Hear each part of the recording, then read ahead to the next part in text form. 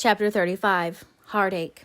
Whatever his motive might have been, Laurie studied to some purpose that year, for he graduated with honor and gave the Latin orations with the grace of a Phillips and the eloquence of a Demosthenes. So his friends said. They were all there, his grandfather, oh so proud, Mr. and Mrs. March, John and Meg, Joe and Beth, and all exulted over him with the sincere admiration which boys make light of at the time, but fail to win from the world by any after triumphs. I've got to stay for this confounded supper, but I shall be home early tomorrow. You'll come and meet me as usual, girls, Laurie said as he put the sisters into the carriage after the joys of the day were over. He said girls, but he meant Jo, for she was the only one who kept up the old custom. She had not had the heart to refuse her splendid, successful boy anything, and answered warmly, I'll come, Teddy, rain or shine, and march before you playing, Hail the conquering hero comes on a Jew's harp. Laurie thanked her with a look that made her think in a sudden panic, Oh, dearie me, I know he'll say something, and then what shall I do? Evening meditation and morning work somewhat allayed her fears, and having decided that she wouldn't be vain enough to think people were going to propose when she had given them every reason to know what her answer would be, she set forth at the appointed time, hoping Teddy wouldn't do anything to make her hurt his poor feelings. A call at Meg's and a refreshing sniff and sip at the Daisy and Demi-John still further fortified her for the tete-a-tete, but when she saw a stalwart figure looming in the distance, she had a strong desire to turn about and run away. Where's the Jew's harp, Joe? Cried Laurie as soon as he was within speaking distance.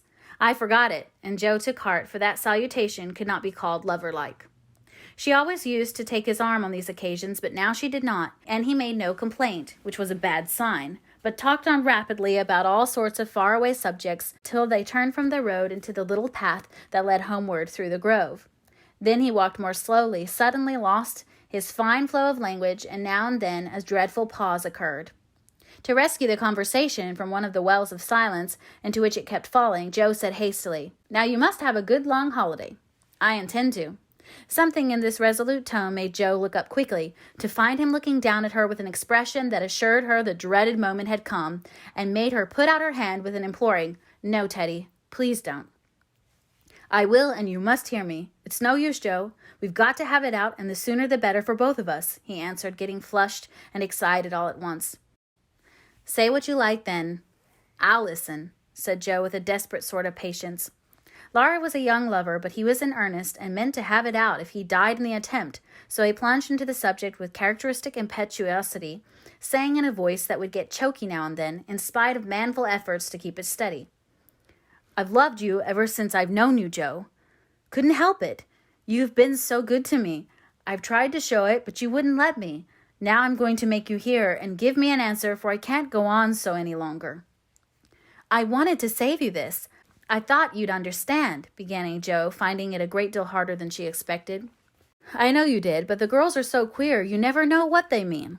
They say no when they mean yes, and drive a man out of his wits just for the fun of it, returned Laurie, entrenching himself behind an undeniable fact.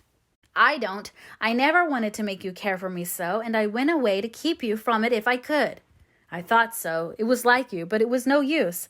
I only loved you all the more, and I worked hard to please you, and I gave up billiards and everything you didn't like, and waited and never complained, for I hoped you'd love me, though I'm not half good enough. Here there was a choke that couldn't be controlled, so he decapitated Buttercups while he cleared his confounded throat. You're a great deal too good for me. And I'm so grateful to you and so proud and fond of you. I don't know why I can't love you as you want me to. I've tried, but I can't change the feeling, and it would be a lie to say I do when I don't. Really, truly, Joe? He stopped short and caught both her hands as he put his question with a look that she did not soon forget. Really, truly, dear. They were in the grove now, close by the stile, and when the last words fell reluctantly from Joe's lips, Laurie dropped her hands and turned as if to go on, but for once in his life the fence was too much for him, so he just laid his head down on the mossy post and stood so still that Joe was frightened. Oh, Teddy, I'm so sorry, so desperately sorry. I could kill myself if it would do any good. I wish you wouldn't take it so hard. I can't help it. You know it's impossible for people to make themselves love other people if they don't, cried Joe inelegantly but remorsefully, as she softly patted his shoulder, remembering the time when he had comforted her so long ago. "They do sometimes," said a muffled voice from the post. "I don't believe it's the right sort of love, and I'd rather not try it," was the decided answer. There was a long pause, while a blackbird sung blithely on the willow by the river, and the tall grass rustled in the wind. Presently Jo said very soberly, as she sat down on the step of the stile, "Laurie, I want to tell you something." He started as if he had been shot, threw up his head, and cried out in a fierce tone, "Don't tell me that, Jo. I can't bear it now." "Tell what?" she asked, wondering at his violence. "That you love that old man." "What old man?" demanded Jo, thinking he must mean his grandfather. "That devilish professor you're always writing about. If you say you love him, I know I shall do something desperate." And he looked as if he would keep his word, as he clenched his hands with a wrathful spark in his eyes.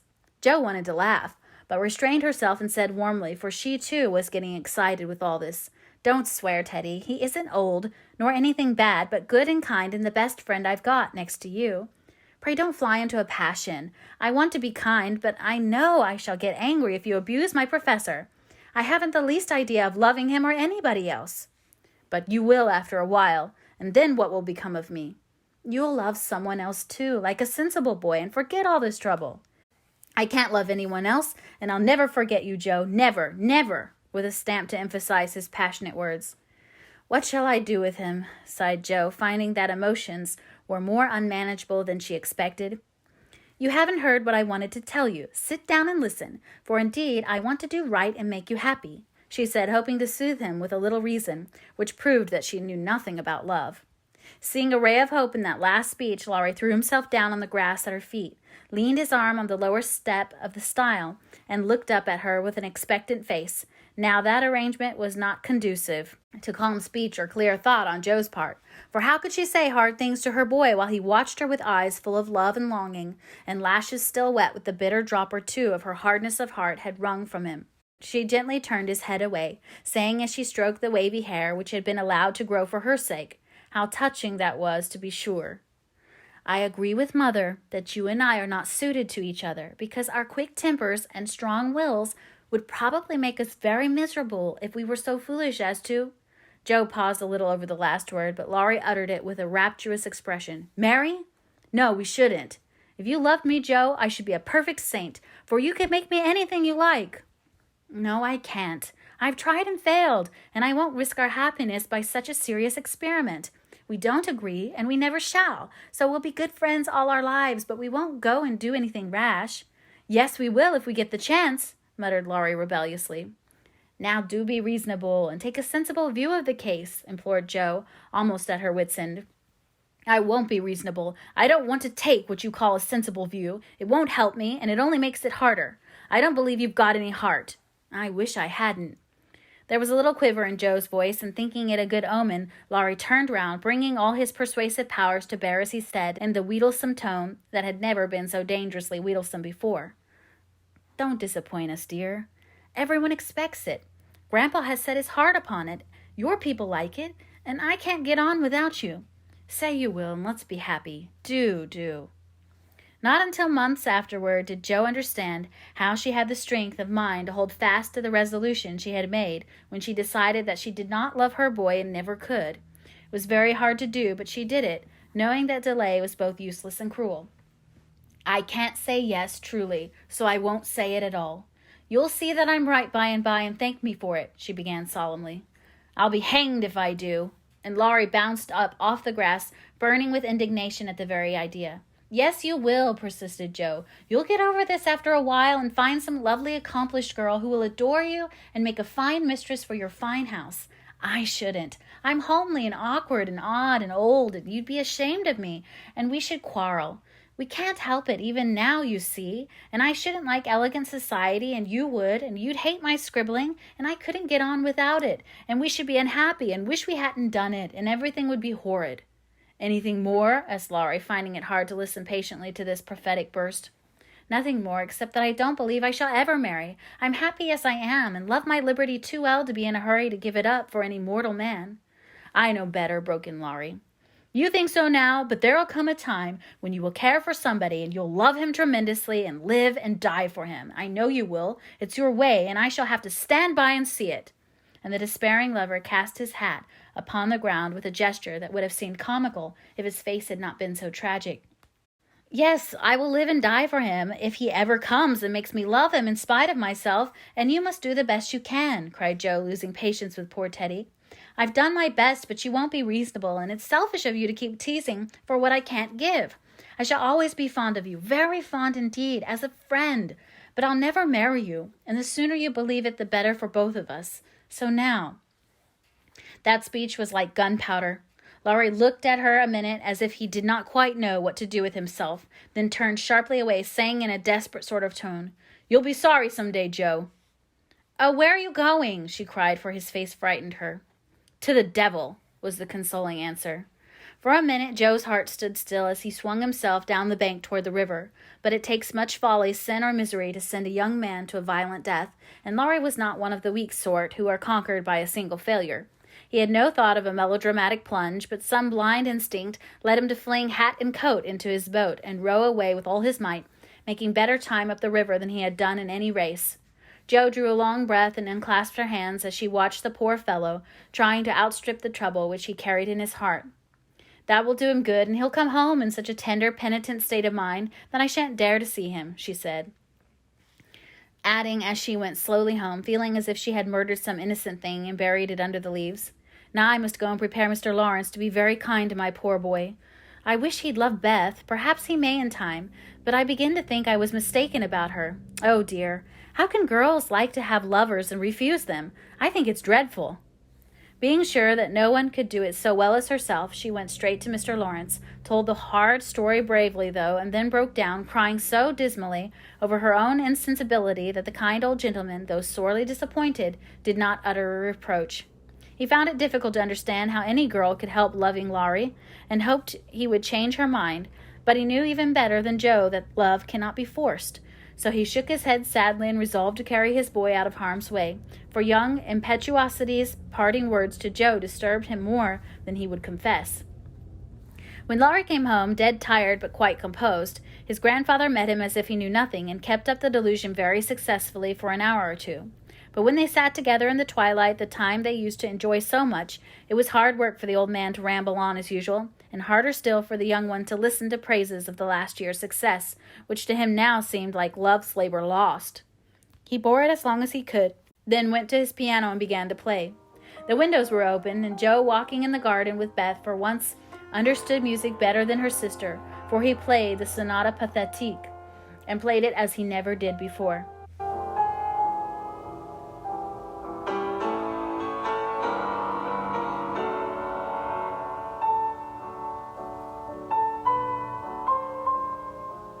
"That's very fine, I dare say, but it's sad enough to make one cry. Give us something gayer, lad," said Mr. Lawrence, whose kind old heart was full of sympathy, which he longed to show but knew not how. Laurie dashed into a livelier strain, played stormily for several minutes, and would have got through bravely if in a momentary lull Mrs. March's voice had not been heard calling, "Joe, dear, come in, I want you." Just what Laurie longed to say with a different meaning. As he listened, he lost his place. The music ended with a broken chord, and the musician sat silent in the dark. "I can't stand this," muttered the old gentleman. Up he got, groped his way to the piano, laid a kind hand on either of the broad shoulders, and said, as gently as a woman, "I know, my boy, I know." No answer for an instant, but Laurie asked sharply, "Who told you?" "Joe herself." "Then there's an end of it." And he shook off his grandfather's hands with an impatient motion. For though grateful for the sympathy, his man's pride could not bear a man's pity. "Not quite. I want to say one thing, and then there shall be an end of it," returned Mr. Lawrence with unusual mildness. "You won't care to stay at home now, perhaps." "I don't intend to run away from a girl. Joe can't prevent my seeing her, and I shall stay and do it as long as I like," interrupted Laurie in a defiant tone. "Not if you are the gentleman I think you are. I'm disappointed. But the girl can't help it, and the only thing left for you to do is to go away for a time. Where will you go?" "Anywhere. I don't care what becomes of me." And Laurie got up with a reckless laugh that grated on his grandfather's ear. "Take it like a man, and don't do anything rash, for God's sake. Why not go abroad as you planned and forget it?" "I can't." "But you've been wild to go, and I promised you should when you got through college." Ah, but I didn't mean to go alone. And Laurie walked fast through the room with an expression which it was well his grandfather did not see. I don't ask you to go alone. There's someone ready and glad to go with you anywhere in the world. Who, sir? Stopping to listen. Myself. Laurie came back as quickly as he went and put out his hand, saying huskily, I'm a selfish brute. But, grandfather. Lord help me, yes, I do know, for I've been through it all before, once in my own young days, and then with your father. Now, my dear boy, just sit quietly down and hear my plan. It's all settled, and can be carried out at once, said Mr. Lawrence, keeping hold of the young man, as if fearful that he would break away as his father had done before him. Well, sir, what is it? And Laurie sat down without a sign of interest in face or voice. There is business in London that needs looking after. I meant you should attend to it, but I can do it better myself, and things here will get on very well with Brooke to manage them. My partners do almost everything. I'm merely holding on until you take my place and can be off at any time. But you hate traveling, sir.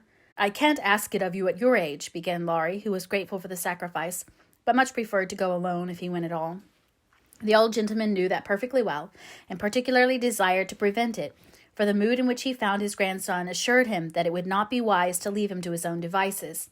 So stifling a natural regret at the thought of the home comforts he would leave behind, he said stoutly, Bless your soul, I'm not superannuated yet.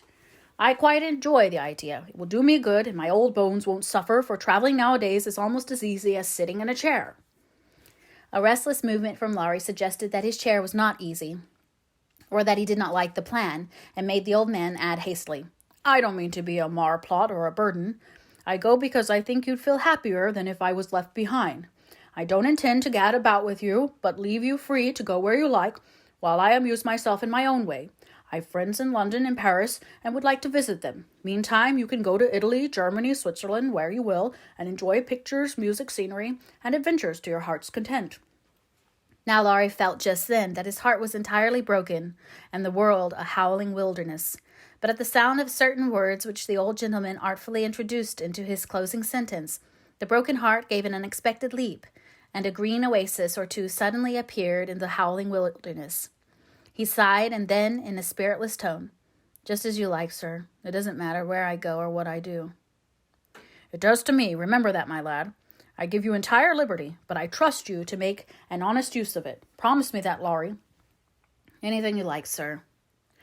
Good, thought the old gentleman. You don't care now, but there'll come a time when that promise will keep you out of mischief, or I'm much mistaken. Being an energetic individual, Mr. Lawrence struck while the iron was hot, and before the blighted being recovered spirit enough to rebel, they were off. During the time necessary for preparation, Laurie bore himself as young gentlemen usually do in such cases. He was moody, irritable, and pensive by turns, lost his appetite, neglected his dress, and devoted much time tempestuously on his piano, avoided Jo, but consoled himself by staring at her from his window, with a tragic face that haunted her dreams by night, and oppressed her with a heavy sense of guilt by day. Unlike some sufferers, he never spoke of his unrequited passion, and would allow no one, not even Mrs. March, to attempt consolation or offer sympathy. On some accounts, this was a relief to his friends, but the weeks before his departure were very uncomfortable, and everyone rejoiced that the poor dear fellow was going away to forget his trouble and come home happy. Of course, he smiled darkly at their delusion, but passed it by with the sad superiority of one who knew that his fidelity, like his love, was unaltered. When the parting came, he affected high spirits to conceal certain inconvenient emotions which seemed inclined to assert themselves. This gaiety did not impose upon anybody, but they tried to look as if it did for his sake, and he got on very well till Mrs. March kissed him with a whisper full of motherly solicitude. Then, feeling that he was going very fast, he hastily embraced them all round, not forgetting the afflicted Hannah, and ran downstairs as if for his life. Jo followed a minute after to wave her hand to him if he looked round.